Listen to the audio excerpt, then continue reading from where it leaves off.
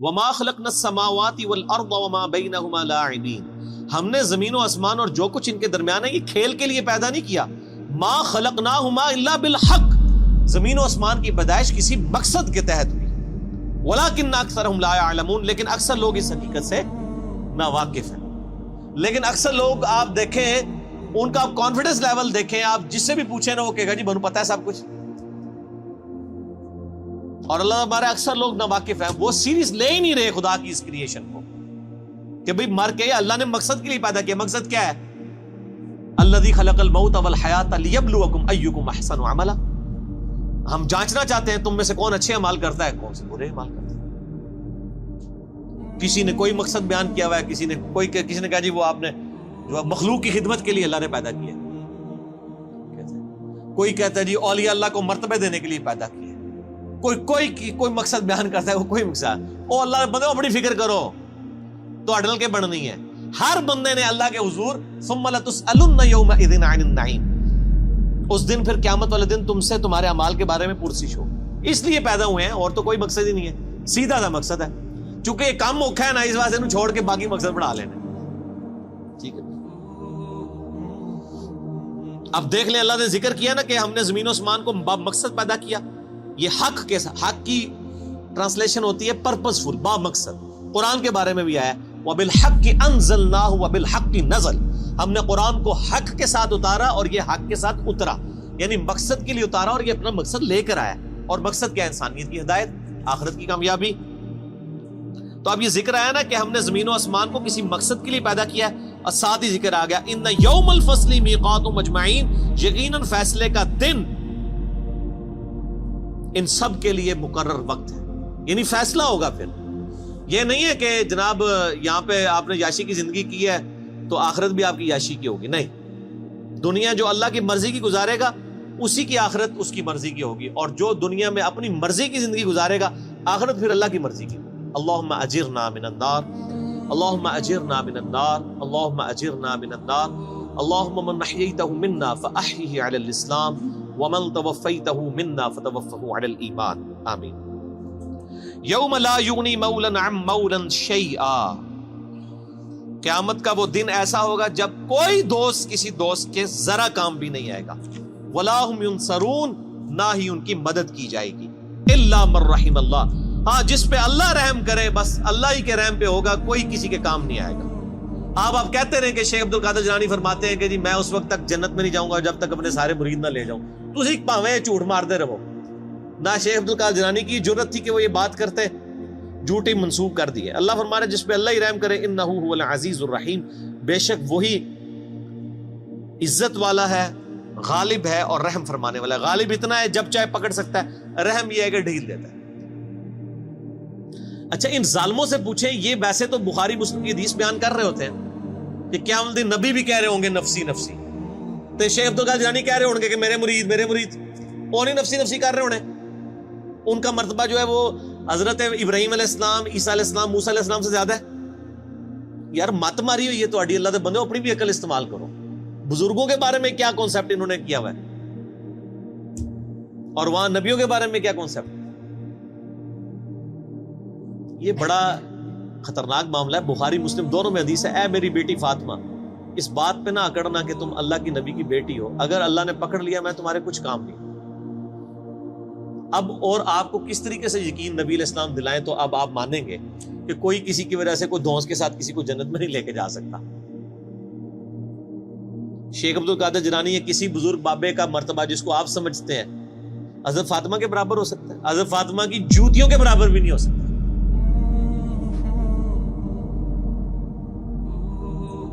تو آپ دیکھ لیں کتنے بڑے بڑے انہوں نے لوگوں نے دعوے کیے اپنے بزرگ بابوں کے بارے میں. جھوٹ ہے، 100% جھوٹ ہے. ان شجرۃ الزقوم، اب بڑی سخت آیات آ رہی ہیں. جنتیوں اور جہنمیوں کا سائملٹینیس کنٹراسٹ آئے گا. پہلے اللہ جہنمیوں کا ذکر کرے گا کہ ان پر کیا صورتحال جہنم میں گزرنی. بے شک زقوم کا درخت ایک کڑوا درخت، طعام الاثیم گناہگاروں کی خوراک ہوگا. کالمہل یغلی فی البطون، پگھلے تانبے کی مانند پیٹوں میں جوش مارے گا. یعنی وہ کڑوا درخت کھانے کے بعد پیاس لگے گی ان کو، پھر پگھلا ہوا تانبے کی مانت پانی دیا جائے گا, وہ پئیں گے تو ان کے پیٹ میں جوش مارے گا. کغلی الحمیم, اور وہ کھولتا ہوا پانی گرم جوش مارتا پانی ہوگا. خذوہ فاعدلوہ الی سواء الجحیم, اور اللہ کی طرف سے حکم ہوگا پکڑو اسے مجرم کو اور گھسیٹ کر دوزخ کے سینٹر میں جا کے اس کو پھینکو. ثم صبوا فوق رأسہ من عذاب الحمیم, اور پھر اس کے سر کے اوپر کھولتا ہوا پانی ڈالو عذاب دینے کے لیے. یہ میرے بھائی یہ طارق جمیل صاحب کا لیکچر بیان نہیں ہو رہا, یہ قرآن بیان ہو رہا ہے. ذق انک انت العزیز الکریم, اللہ تعالیٰ فرمائے گا چک, تو بڑی عزت والا اور بڑی جو ہے وہ کرامت والا ہے. یہ تنزیہ جملہ اللہ کی طرف سے بولا جائے گا کہ دنیا میں تو نے بڑے دعوے کیے ہوئے تھے نا کہ میں جناب کر دیا گا, میں کر دیا گا, تو بڑی عزت والا ہے نا, دیکھ تیری عزت افزائی میں کر رہا ہوں, تیرے سر کے اوپر کھولتا ہوا پانی ڈالا جائے گا. اللہم اجرنا من النار, اللہم اجرنا من النار. ان ھذا ما کنتم بہ تمترون, یہ ہے وہ چیز جس کے بارے میں تم شک میں مبتلا ہو, یقین نہیں تمہیں آ رہا کہ ایسا ہوگا. تو کہتے جی اینڈ تے چھاڑ ہی دینا اللہ نے,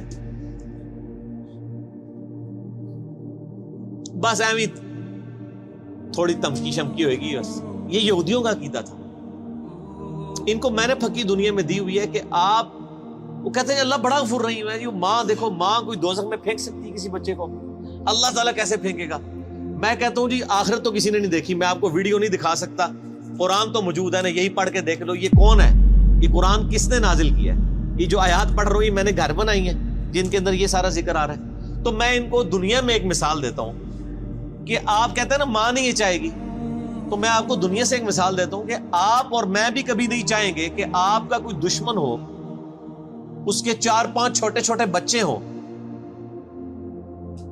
اور آپ اس کی دشمنی میں اس لیول پہ جائیں کہ آپ اس دشمن کی بیوی کو مار دیں. آپ کہیں گے نہیں یار اس کا کیا قصور ہے, اس کے بچوں کا کیا قصور ہے, رحم کھائیں گے نا کہ یار اس کی ماں مر گئی بچوں کی, ان بچوں کو بیوہ, جب یہ بچے جو ہیں وہ یتیم ہو جائیں گے تو جو ماں کے بغیر رہیں گے, اور نئی جب ستیلی ماں آئے گی ان کے ساتھ کیا سلوک کرے گی, ان کے مینٹل ماڈلز تک بدل جائیں گے. ترس کھائیں گے نا آپ اور میں, تو کھائیں گے نا. تو کیا اللہ تعالیٰ بھی ایسے لوگوں پہ ترس فرماتا ہے؟ کیا دنیا میں ہزاروں مائیں ایسی مر نہیں جاتی پریگنینسی کے دوران جن کے کئی چھوٹے چھوٹے بچے ہوتے ہیں؟ تو آپ کی ڈاکٹرائن مان لی جائے کہ اللہ تعالیٰ ماں سے بھی زیادہ رحم کرنے والا ہے, تو پھر کبھی کسی ایسی عورت کو موت نہیں آنی چاہیے جس کے 4 چھوٹے چھوٹے بچے ہوں. پھکی تو آڈے سارے بزرگوں کی کتاباں فارغ جے, میں تو پریکٹیکل مثال دے رہا ہوں. بتائیں مجھے ماں سے زیادہ پیار کرتا ہے جی, کس طرح دوزخ میں پھینکے گا؟ وہ دنیا میں وہ کر رہا ہے آپ کے ساتھ, ہزاروں عورتیں مار رہا ہے جن کے چھوٹے چھوٹے بچے ہیں. اب رحم کدھر گیا؟ آپ نے رحم کا کیا کانسیپٹ سمجھا ہوا ہے؟ وہ ایک بوڑھی دادی اماں ہے جو پسیج جائے گی, وہ رحم فرمانے والا ہے میرے بھائیوں ان پر جو واقعی اس کی طرف رجوع لائیں. وہ ابو جہل کے اوپر رحم فرمانے والا نہیں ہے, وہ فرعون کے اوپر رحم فرمانے والا نہیں ہے, نبیوں کے ماننے والوں پر رحم فرمانے والا. ورنہ میں نے آپ کو پریکٹیکل مثال دے دی ہے, آپ کو آخرت کی ویڈیو میں دنیا میں دکھا رہا ہوں کہ دنیا میں ہزاروں ایسی مائیں مر رہی ہیں جن کے 5-5 6-6 چھوٹے چھوٹے بچے ہیں. اللہ تعالیٰ ان پہ کوئی رحم نہیں فرماتا کہ چلو یار بچے تھوڑے بڑے ہی ہو جائیں. تو یہ چیز اللہ نے دنیا میں دکھائی ہے اس لیے تاکہ آپ کو یقین آ جائے کہ اللہ تعالیٰ پسیج نہیں جاتا.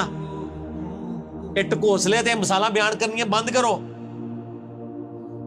ٹھیک ہوگا جی. اللہ تعالیٰ فرما رہا ہے ان ھذا ما کنتم بہ تمترون, یہ وہ تھا جس کو دنیا میں تم شک کرتے تھے. کیا شک کیا کرتے تھے؟ یا اللہ جو کچھ بھی ہیں تیرے بابو کی امت سے بخشے جائیں گے.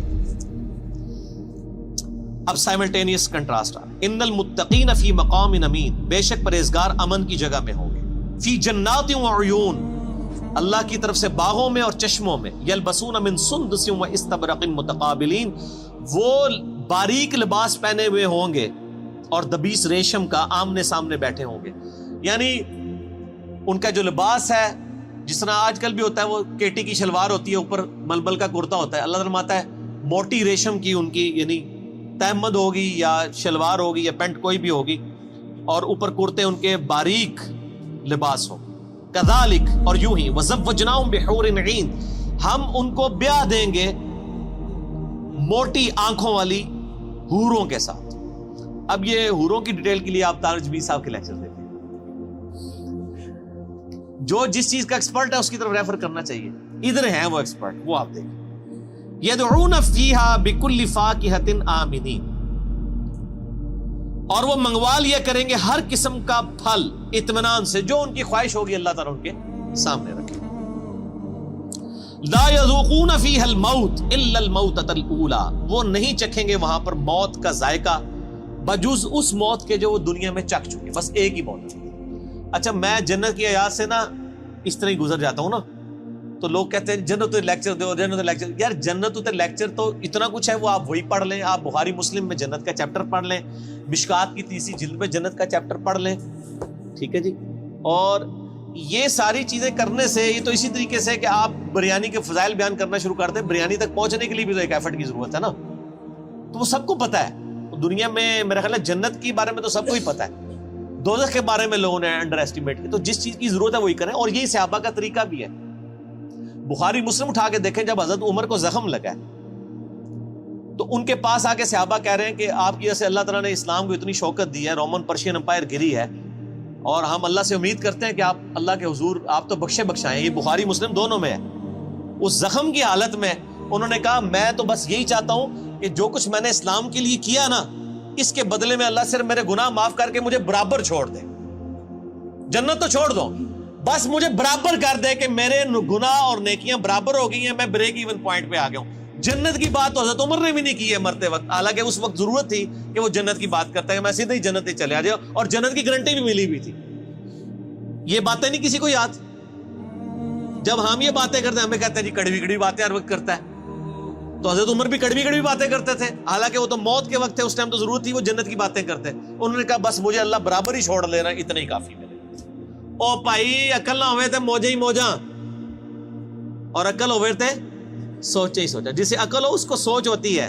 حضرت عمر کو عقل تھی, آپ کو عقل نہیں, آپ کے بزرگوں کو, آپ کے واعظین کو, آپ کے علماء کو عقل نہیں ہے, اس لیے وہ آپ کو میٹھی لوریاں دیتے ہیں. ٹھیک ہے مست رہو, ٹھیک ہے انہوں نال ہی ہو گے کیا عمل داڑے, ٹھیک ہے. وہ ہمارے ساتھ لوگ بات کر رہے ہوتے ہیں نا, او نہیں یزید نو برا نہ کرو, ہم کہتے ہیں جی ٹھیک ہے اللہ آپ کا حشر یزید کے ساتھ کرے.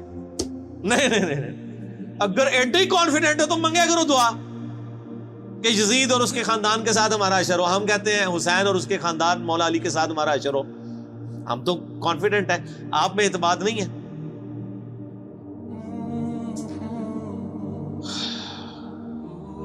لا یذوقون فیہا الموت الا الموتۃ الاولی, اس میں کوئی موت کا ذائقہ نہیں چکھیں گے جو دنیا میں مبارک چکھ چکے وہی. وَوَقَاهُمْ عَذَابَ الْجَحِيمِ, اور انہیں عذاب جہنم سے بچا لیا جائے گا. یہ ہے میرے بھائیو کامیاب لوگ. بخاری مسلم میں حدیث ہے کہ قیامت والے دن موت کو مینڈے کی شکل میں لا کے میدان حشر میں ذبح کر دیا جائے گا. جنتی پریشان ہوں گے اور دوست کی خوشی کے ساتھ آ رہے ہوں گے کہ شاید کوئی ہمیں موت لکھ دی جائے تو ہم فارغ ہو جائیں. موت کو ذبح کیا جائے گا اور اللہ تعالیٰ کہے گا کہ جنتیوں کے لیے خوشخبری ہے کہ اب کبھی موت نہیں آئے گی, موت ہم نے ختم کر دی. اور جہنمیوں کے لیے یہ بری خبر ہے کہ موت ہمیشہ کے لیے ختم ہو گئی ہے, اب تمہیں اسی عذاب میں ہی رہنا ہے, موت مانگنے سے بھی موت نہیں آئے. جنتیوں کے لیے موت کا ختم ہونا خوشخبری, اور جہنمیوں دوستیوں کے لیے سب سے بری خبر. اللہم اجرنا من النار, اللہم اجرنا من النار, اللہم اجرنا من النار, آمین. فضلا من ربک, یہ تمہارے رب کا فضل ہوگا جس کو یعنی دوزخ کی آگ سے بچا لیا گیا. ذالک هو الفوز العظیم, یہ ہے سب سے بڑی کامیابی. دنیا کی کوئی کامیابی بڑی کامیابی نہیں. اور میرے بھائی دنیا میں کھرب پتی آدمی کو بھی وہی 6 فٹ 7 فٹ کی قبر ملنی ہے, وہ بھی پتہ نہیں ملنی بھی ہے کہ نہیں, اور وہی 3 کپڑوں کا کفن ملنا ہے. جو ایک غریب لاوارث لاش کو, فٹ پاتھ پہ مرنے والی کو, وہی ایک جگہ سے ہی کفن خریدا جاتا ہے. یہ نہیں ہوتا کہ اس کے لیے کوئی اسپیشل لٹھا آتا ہے, وہ بنے بنائے کفن مل رہے ہیں, سب کو برابر ہی ملتے ہیں. فَإِنَّمَا يَسَّرْنَاهُ بِلِسَانِكَ لَعَلَّهُمْ يَتَذَكَّرُونَ, اے نبی الاسلام ہم نے اس قرآن کو آپ کی زبان پر آسان کر دیا ہے تاکہ لوگ نصیحت قبول کریں. یعنی آپ کی اپنی مادری لینگویج عربی میں ہی قرآن نازل ہوا ہے, آسان ہے. بے شک مولوی کہتے ہیں قرآن بڑا مشکل ہے, نہ پڑھی اور ڈائریکٹ گمراہ ہو جاؤ گے, لیکن اے نبی آسان ہی ہے.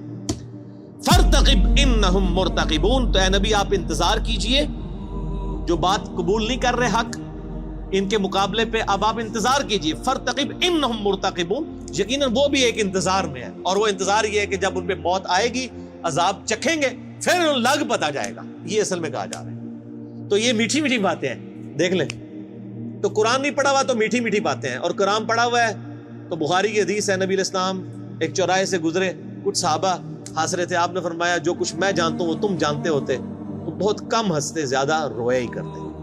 ٹھیک ہو گیا؟ سورہ الدخان ختم ہوئی، اگلی دفعہ انشاءاللہ سورۃ الجاثیہ۔